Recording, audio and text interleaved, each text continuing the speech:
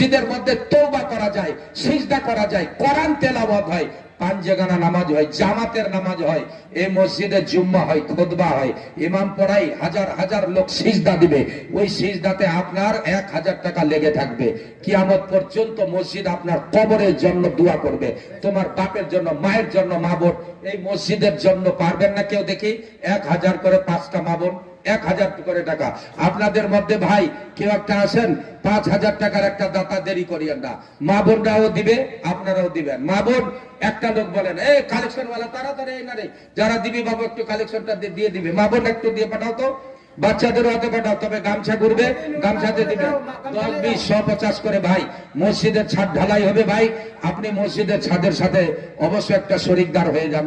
একটা শরিকদার বলেন তো কেউ আছেন যে মাওলানা সাহেব আমি এত দিলাম? একটা লোক হাত উঁচা করেন।